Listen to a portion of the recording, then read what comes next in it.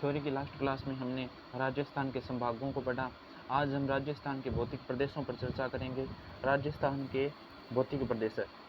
राजस्थान के भौतिक प्रदेशों का सर्वप्रथम निर्धारण प्रोफेसर वी.सी. मिश्रा द्वारा कब किया गया? 1968 ईस्वी में। कितने भागों में? 7 भागों में किया गया। द्वितीय बार इसका निर्धारण एस के सेन ने कब किया? 1963 ईस्वी में। 1963 ईस्वी में। कितने? 3 भागों में विभाजित किया। और तृतीय बार इसका निर्धारण डॉक्टर रामलोचन सिंह। किसने? रामलोचन सिंह ने। कब? 1971 ईस्वी में। 2 भागों, 4 उपभागों व 12 लघु भागों में किया। हरि मोहन सक्सेना के अनुसार राजस्थान को 4 भौतिक प्रदेशों में बांटा जाता है। थार का मरुस्थल, अरावली पर्वतमाला, पूर्वी मैदान, दक्षिण पूर्वी पठारी प्रदेश। अब हम थार का मरुस्थल पढ़ेंगे। थार का मरुस्थल यह भारत के किस दिशा में? उत्तर पश्चिमी दिशा में स्थित होने के कारण इसे उत्तर पश्चिमी मरुस्थल भी कहते हैं। अरबी भाषा में इसे सकरा कहा जाता है, जिसका अर्थ है मरुस्थल। सकरा का अर्थ क्या है? मरुस्थल। मरुस्थल वह भूमि होती है जो क्या हो? वनस्पति रहित हो। थार का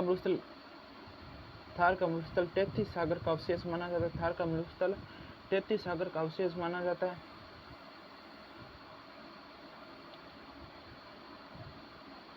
मरुस्थल की विशेषताएं: वर्षा की कमी होती है मरुस्थल में, वनस्पति की कमी, खाद्यान्नों की कमी, कृषि योग्य भूमि की कमी, और क्या होता है? प्रतिकूल प्रभाव जैसे मरुस्थल गर्म होता है तो तापमान अधिक होगा।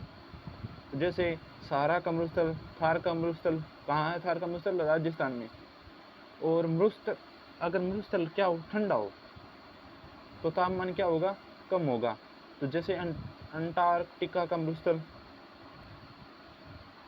थार का मरुस्थल 33 सागर का अवशेष है। इसके क्या प्रमाण है?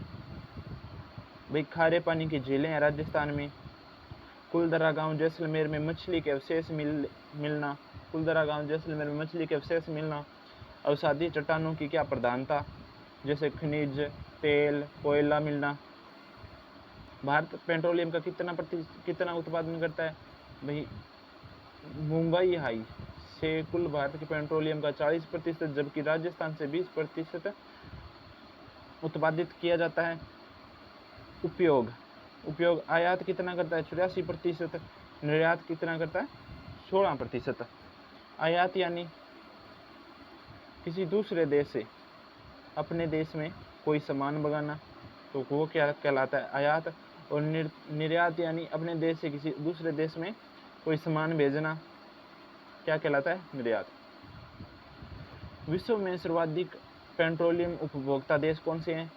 पहले नंबर पर अमेरिका, फिर चीन, और तीसरे नंबर पर कौन? भारत।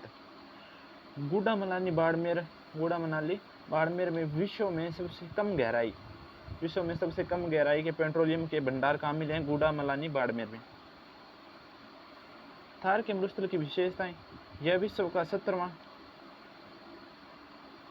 का 17वां सबसे बड़ा मरुस्थल है तथा उपोष्ण दृष्टि से कौन सा? 9वां सबसे बड़ा मरुस्थल है।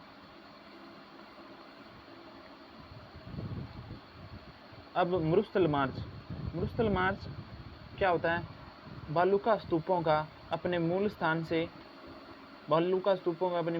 से आगे खिसकना क्या कहलाता है? मरुस्थल मार्च। इसके लिए नाचना गांव जैसलमेर प्रसिद्ध है। मरुस्थल में वर्षा के समय क्या होता है? अस्थायी झीलों का निर्माण होता है। जिसे क्या कहा जाता है? पलाया, रन या टाट कहा जाता है।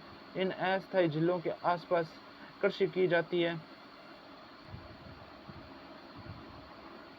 इन झीलों के आसपास पालीवाल ब्राह्मणों द्वारा कृषि की जाती है। कृषि का क्या नाम? खड़ीन कृषि की जाती है। अब मरुस्थल का अपने मूल स्थान से आगे बढ़ना क्या कहलाता है? मरुस्थल मार्च कहलाता है।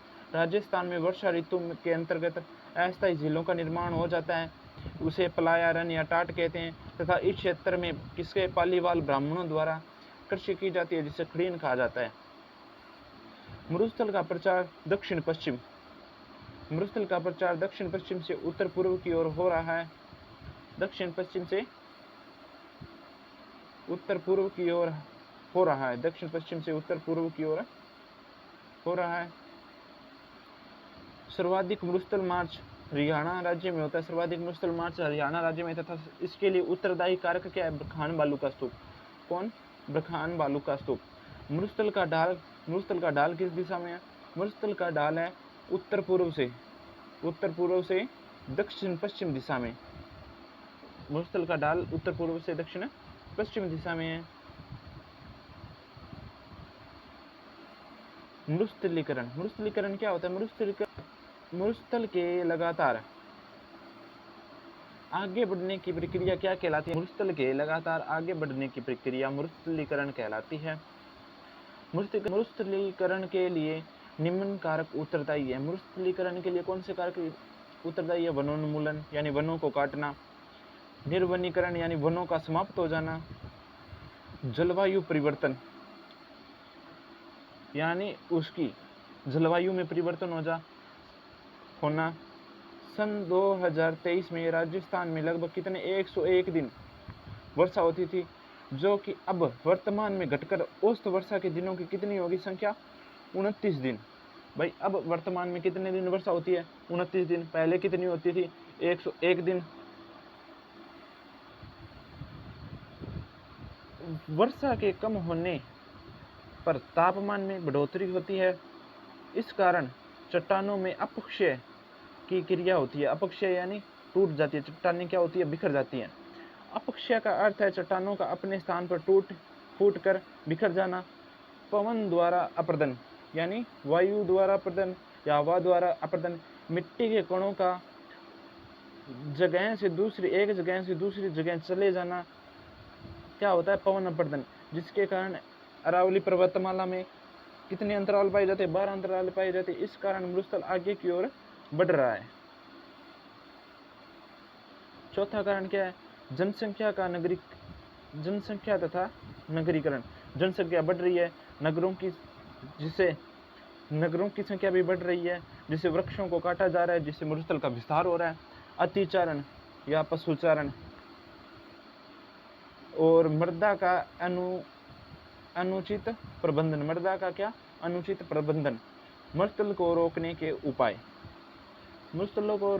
उपाय क्या? वृक्षारोपण करना चाहिए, सामाजिक वानिकी का विकास करना, अर्थात वृक्षारोपण करना। सेल्फ बेल्ट विकास कार्यक्रम को बढ़ावा देना, अर्थात एक कतार के रूप में वृक्षारोपण करना। पंक्तिबद्ध वृक्षारोपण करना। क्या? पंक्तिबद्ध वृक्षारोपण करना। मृदा का उचित प्रबंधन करना, अर्थात जैविक खेती को बढ़ावा देना। जनसंख्या पर क्या करना? नियंत्रण। जनसंख्या नियंत्रण करना। इसके लिए एक संस्थान क्या? काजरी, Central Arid Zone Research Institute, केंद्रीय शुष्क अनुसंधान केंद्र, Central Arid Zone Research Institute. स्थापना इसकी 1959 ईस्वी में। का मुख्यालय जोधपुर में है। उद्देश्य मरुस्थल को रोकना यानी मरुस्थल के प्रसार को रोकना और इसे सीमित करना। संयुक्त राष्ट्र संघ ने 1994 में 17 जून को मरुस्थलीय दिवस घोषित किया। मरुस्थलीय दिवस कब घोषित किया गया? 17 जून को। 17 जून 1995 में प्रथम बार बनाया गया।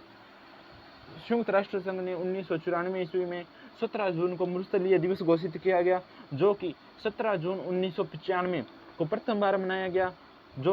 और यह अब यानी 17 जून 2023 को मनाया। यह कौन सा था? 29वां तथा यह 17 जून 2024 को वह 30वां। इसकी थीम क्या थी? उसकी भूमि, उसका अधिकार, हर लैंड हर राइट। थार के मरुस्थल को 2 भागों में विभाजित किया जाता है। थार के मरुस्थल को कितने भागों में विभाजित किया जाता है? 2 भागों में। एक शुष्क मरुस्थल, यहाँ पे वर्षा कितनी होती है? 10 से 20 सेंटीमीटर, और एक अर्ध शुष्क मरुस्थल, वर्षा 20 से 40 सेंटीमीटर। आगे का अगली क्लास में पढ़ेंगे।